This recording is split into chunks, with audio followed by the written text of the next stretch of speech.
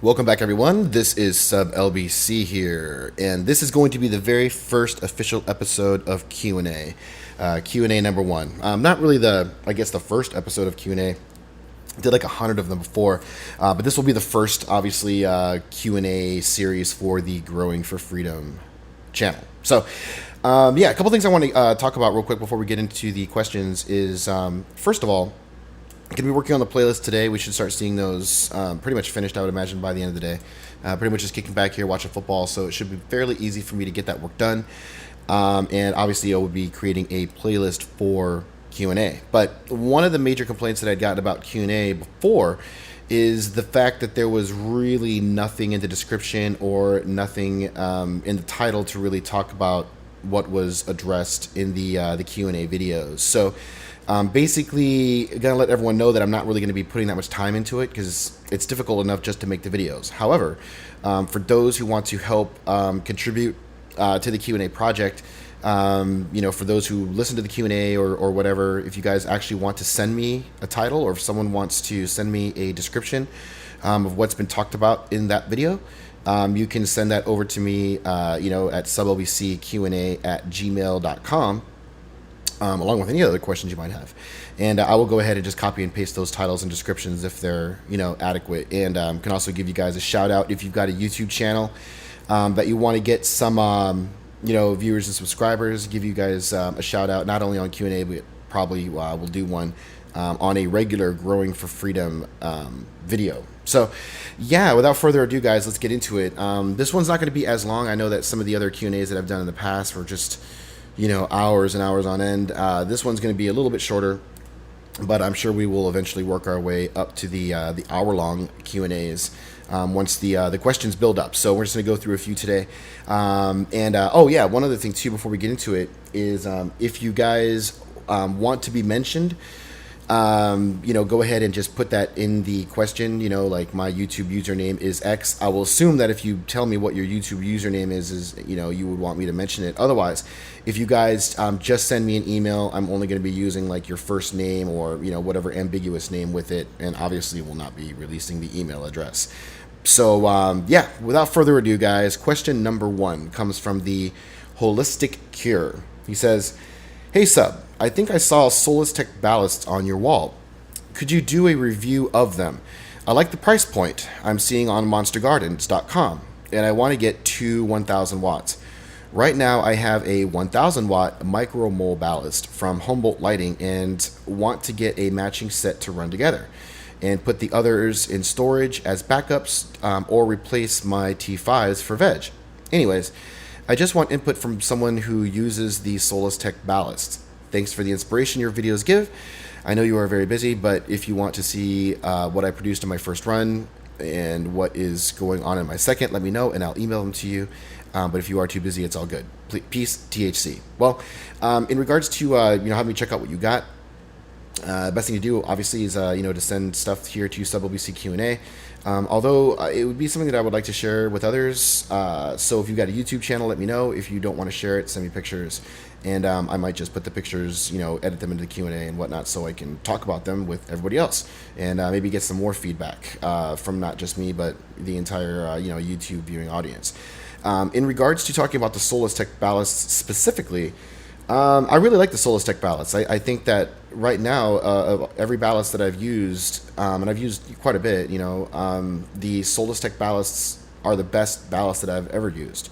Compared to Lumitech, I like them a lot more. The only thing that, say, a Lumitech ballast would have advantage-wise over the Solis Tek is the fact that the Lumitechs can go up to a little bit higher maximum output at roughly 110%, while the Solis Tek ballasts are limited at about 105%.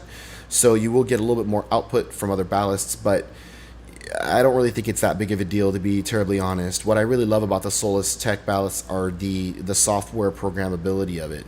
A couple of the features that I really love about the lighting system is the fact that they can detect themselves on a controller circuit. So that way, once the power goes live, the ballasts will stagger as they turn on. That way, reducing a shock load to your electrical system, which I think is really great. The other thing is too is that when you are shifting between different lighting output modes, it doesn't just instantly, like if you were to grab a Lumitech, which was in the lowest mode at 600 watt, you could just flip it right into super lumen and it instantly goes up to super lumen, like instantly, the moment that switch clicks. With the Solis Tek ballasts, if you go from the lowest possible setting, which is 400 watt mode, all the way to Solis Boost mode, it's a very, very gradual increase in lighting output, which again, reduces shock load and also is better for the bulbs, to be honest. When even if it's an E-ballast bulb or whatever, it's not going to be quite as good for the bulb to just shock it, at these different wattage ratings. To gradually increase it and to gradually reduce it is much, much better for your bulbs. And that's one feature about the Solis Tek that I really, really liked right out of the box. Now, I've actually got another garden running Solis Teks that I'm not doing videos on, and that one actually uses the newer Solis Tek with the remote control. And these are really great because you no longer need a timer. The timing is completely done via remote, and you can even change the the dimming settings via remote and all that. And yeah, it's a really, really cool ballast system. And I don't believe I even paid more for the ballast. I think I've always paid the same. I always bought them in sets of 4, and they've always cost me $1,000. The only difference with the remotes, though, is that you do have to buy the remote control separately, and I think it was like $15 or something. But again, it didn't cost more for the ballast, so I thought that was phenomenal. So yeah, basically was able to run those systems for $250, which I thought was a great deal, and I've been really, really pleased. To this date, I've never really worked with a ballast that I like more, although I do have a couple recommendations for Solis if they wanted to improve. I do love the fact that they go all the way down to a 400 watt mode, but I think that there's kind of a gap, between 600 and 1000. And to be terribly honest, this has not been anything that's ever affected me really, because I generally run non-air cooled reflectors, and 600 and 400 in Solis Boost seem to be the modes that I use the most and seem to work well the most. I haven't really used the 750 watt mode, say, that's available on my Lumitech ballasts, although I think there might be a lot of people out there that would like to have something in that range, a 750 or an 800 watt setting, just to give it a little bit more of a dynamic, or it's a more dynamic ballast essentially. The other thing about the Solis Tek is they are rather large, for digital, but again, from what you've seen in the videos, they're not that terribly big, but there is a whole, generation of micro digitals that are basically coming to the market, and they're really, really cheap. I've seen some that are as low as $150, and they're fully dimmable. Not quite as nice. Again, if you're just looking for pure quality, I don't think the micro digis are, quite on the level of the Solis Tek, but fuck, for the price, and they're so small and they're so light, and you can literally, if you wanted to, just mount your ballasts with your reflectors. It really opens the door to make ballasts very versatile and less of a cumbersome item in the garden, which they kind of have been for a long time. Ballasts, before this whole digital revolution, were very heavy, very difficult to mount, clunky, and they get really hot. They're difficult to handle while they're in operation. So obviously, if they're in your garden, they create a lot of heat inside your grow room, and it's difficult to remote store them for some people. So obviously ballast technology has gone a long way. I think that what Solis Tek offers now is great. I would assume that at some point they will also probably release a micro digital version of their ballast, and I have no doubt that it would probably be the highest quality, just like I think their ballasts are. So I guess to kind of shorten this thing up without going too crazy about this so-called review is I really love Solis Tek. If you're getting them for about $250 or so per unit, you're getting a good deal, and I highly recommend them. So, all right. The next one here comes from Lakeside. He says, I'm a grower from Michigan. Your videos keep me inspired and make me strive to be better. My question is about cloning. I was wondering about your process, how you clone basically. I've yet to see a video on it. Actually, if you look back through my older videos, I do have, I believe, a part 1 of the Grower's Guide to Commercial Production Cloning. And it actually used to be a complete series that was on my older sublbc channel, which has unfortunately been shut down. So, and I don't have the rendered versions because those were kind of more in-depth videos, and I don't even think I have them. I have to look through my archive. It's like a whole terabyte of fucking videos. But I really want to reshoot the whole series anyways, because I have a lot better camera technology now. I'm using tripods a lot more. I think that doing the series itself would really be awesome, especially with the SLT, because now I can do those really close, detailed shots, of where exactly the cuttings are taken from on the plant. I plan on using a model this time, so we'll actually have a person that we can get in front of the camera to show a lot of this stuff being done, and we'll also make use of my hands-free system, which I haven't used in like a fucking year. So this is actually one of my major goals of the channel, is to redo that entire series, but to make it better than it ever has been before. So my advice to you, like I said, is just to go back and look at the part 1 video. I think that'll give you a pretty good idea of kind of where things began, and pretty much watch every video that I do in my nursery, and it should answer a lot of questions. But if you do want to get the ultimate in-depth look at how it's all done in regards to the process and all the process specifics, then you're just gonna have to wait a little bit until I get that started. But it is something that I do definitely want to complete before the end of the year. So, all right, this next one here comes from Matt. He says, "Hey, longtime subscriber and a noob grower." He says, "Recently, while watering, I noticed a shitload of tiny little critters in my coco. They are super tiny, the size of a mite, or maybe smaller, and they don't seem to be on the plant, just in the root zone. My plants seem to be fine and haven't shown signs of ill health. I went onto Google to find out what they were, and I think they may be springtails. My question is, do springtails fuck up a grow, and what kind of preventative measures will keep the pests out of the root zone? I spray my plants to prevent mites, and I have a sealed room, so how would you go about preventing critters other than the dreaded spider mite? Another question about coco is I hand water with about 30% runoff, and when I check the runoff, it is always way higher than what I am putting in. Example, I will feed 1.4 EC and the rinse will be like 2.2 EC. Should I be alternating feeding concentrations, like maybe a moderate newt strength and then a lighter feeding the next time? Also, I notice you flood and drain the Rockwool cubes. Any experience using coco to flood and drain? I saw Vader OG do a run of flood and drain and it looked good. Thanks for all you contribute." Okay, so looks like we're dealing with 3 specific questions here, so we'll do them one at a time. First off, in regards to the springtail issue that you're having, I get stuff like this all the time. Obviously, when you're running mother plants in the nursery, any kind of plant that's going to be in a coco medium with any form of exposure is eventually going to be getting stuff like this. And a lot of times, even with the sealed room, it's just you can't stop it. Like, for instance, I'll be looking at my mother's, and if I see a couple adult gnats flying around, even if they die, being caught on the yellow traps that I keep on every single one of my mothers, I know that there's a chance that I'm going to start seeing stuff because, you get gnat larvae, the springtails like you mentioned. But on the good side of things is that, these things are not too terribly detrimental to your grow. It's nothing like a thrip attack. It is nothing like out of control aphids or, the dreaded spider mite. This is something that pretty much just keeps its shit going in the root zone, and although they do feed on some of the succulent roots in the zone, there's just not enough of them to really make it noticeable in your plants. However, I still do not believe that you want to have any of these things present in your medium. So there are actually a couple things that you can use. I recommend using them both that will permanently eliminate this problem. Although I want to kind of make a disclaimer is that you may or may not want to do this for plants that are going into bloom.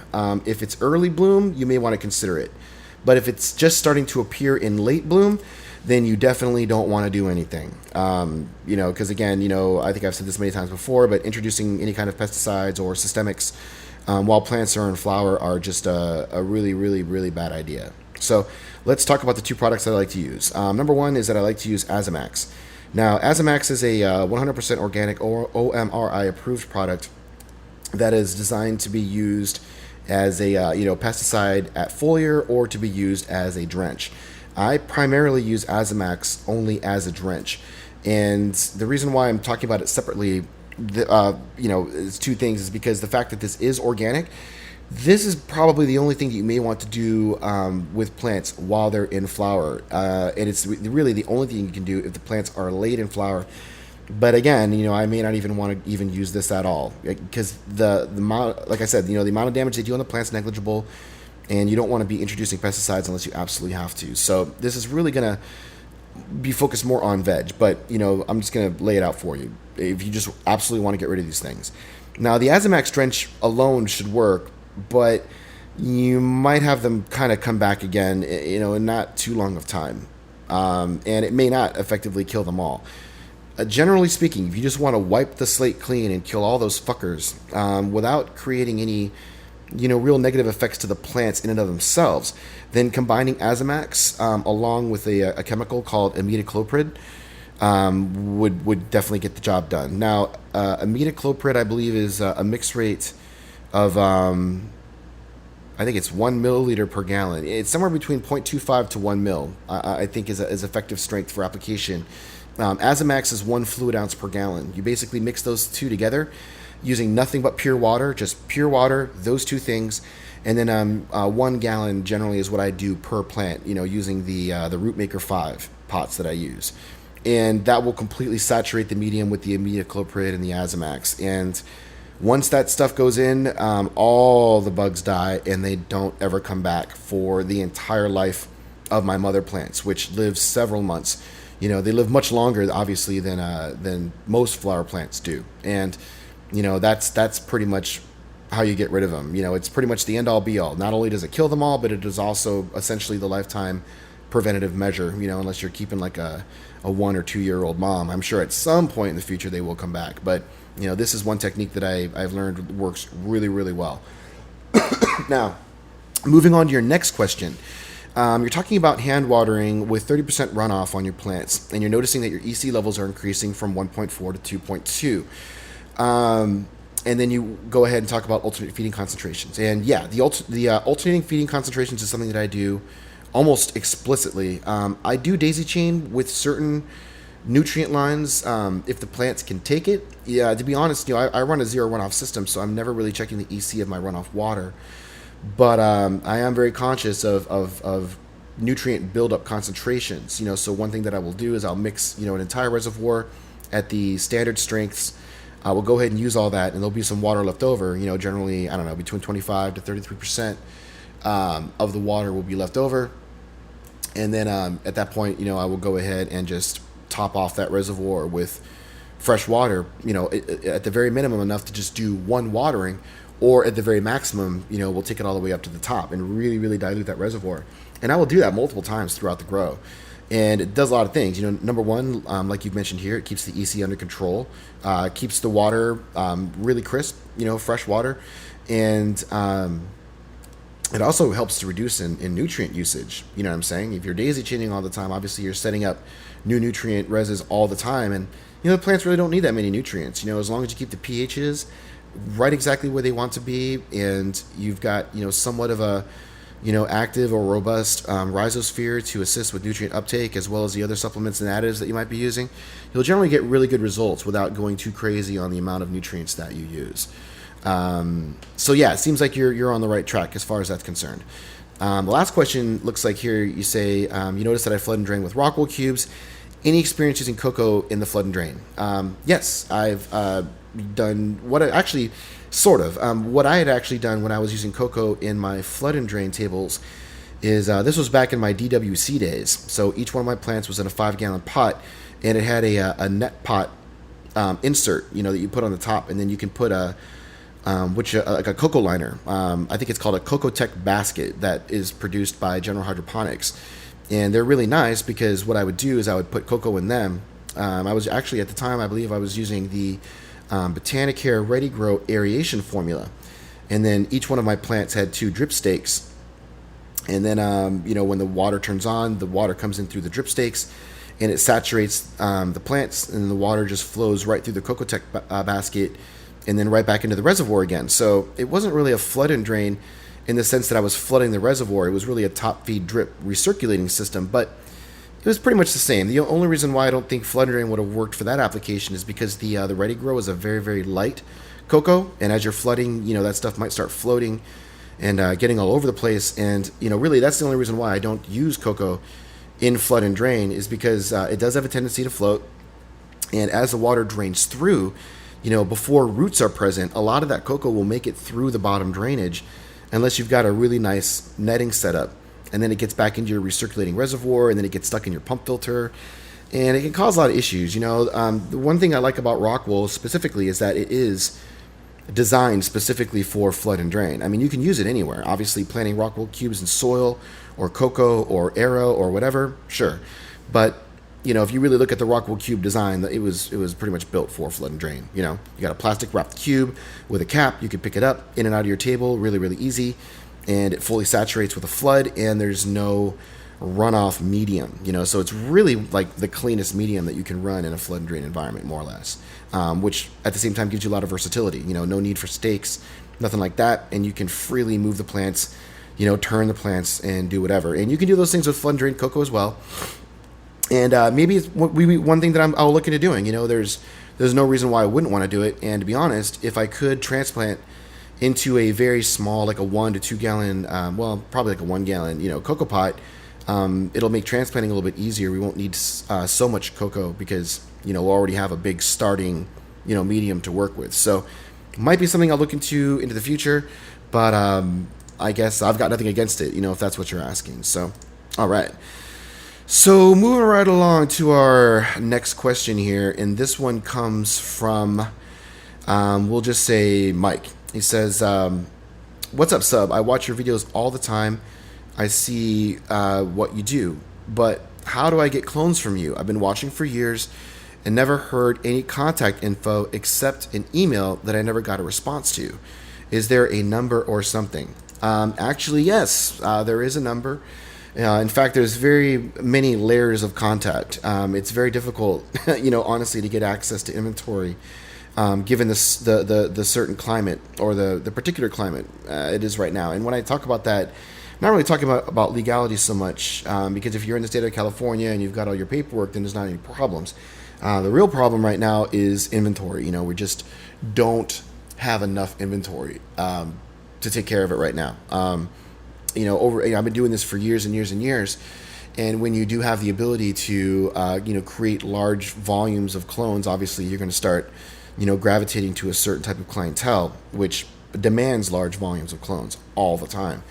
And I don't work with dispensaries really anymore, ever. In fact, I don't think that any of my clones make it to the dispensaries. And to be terribly honest, I don't want my clones to be in the dispensaries because I really don't like dispensaries that much. You know what I'm saying? I'm starting to learn as a grower that their existence is pretty much unnecessary as far as the greater movement is concerned. I mean, I think it's unfortunate that they're getting shut down, and I'm obviously for the laws and I support their existence, but at the same time, I don't think that they've done anything to earn my implicit support, I should say.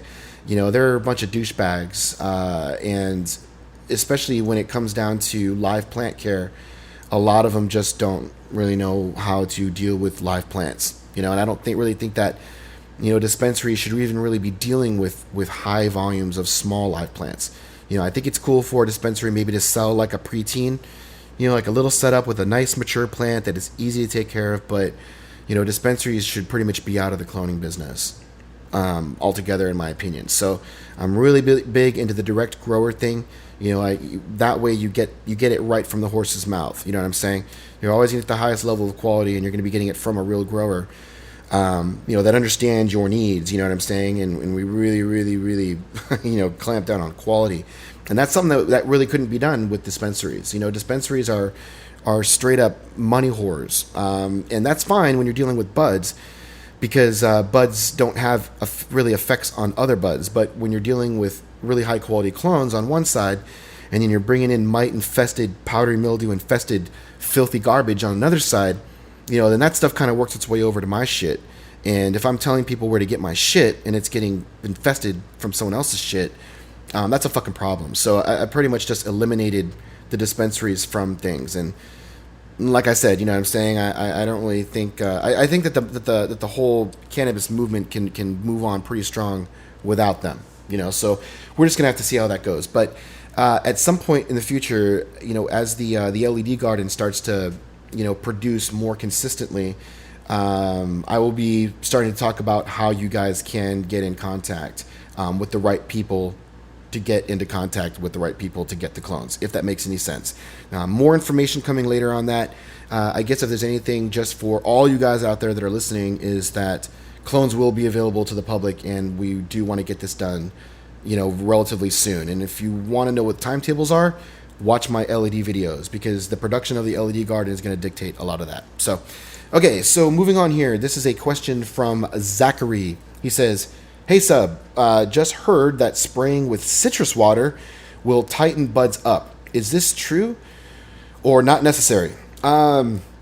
I have absolutely no idea. I don't even think I've ever heard of that before. Maybe I have subconsciously somewhere in the back of my mind, but it is definitely nothing that I've ever done.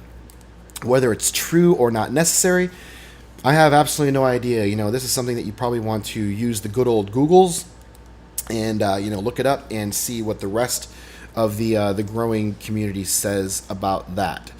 So here we go, guys. This is the very last question of our first Q&A. It looks like we'll be doing right at about half an hour, which is perfect. This one here comes from Creedy. He says, "Sub, man, you're doing the damn thing. I don't have a YouTube account, so I couldn't tell you. Everything you got going on is awesome. I love each video, and to see you also grow along with your girls as a gardener. On a business note, have you ever sent any cuttings east? I can't seem to find anyone out your way that would be willing to send just even a couple.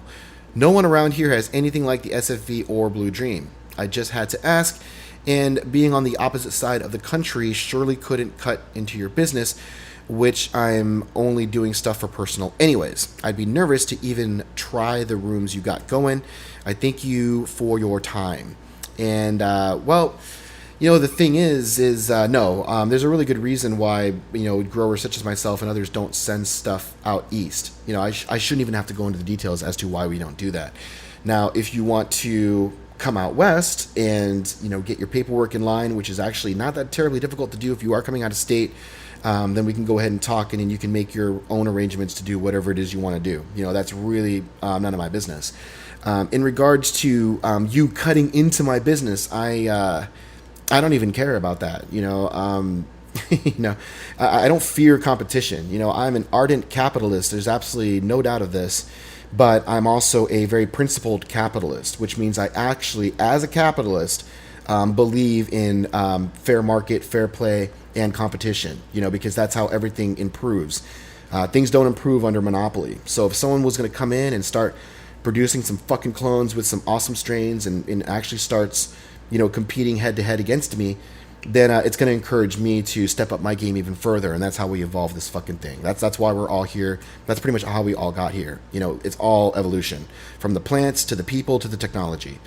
In regards to maybe competition in the budding aspect, I'm already faced with tons of competition on that front. And again, that's part of the nature of this business. It's a constant fight, it's a constant struggle, but for those who work really hard and are able to sharpen their claws a little bit and start to carve out a little bit of of an island for yourself in this ocean of a market that it is, then it's all good. I'm not it's a live and let live as far as I'm concerned, and there's more than enough to go around for everybody, which is why I make these videos, which is why I encourage more people to join the movement and to put their old fucking shitty lives in the past. Don't be afraid to make sacrifices and hard decisions, because there are huge payoffs. And obviously when I get people sending me emails and watching my videos, I know it's true. You know what I'm saying? So I'm just going to keep preaching to the choir and just see where this thing goes.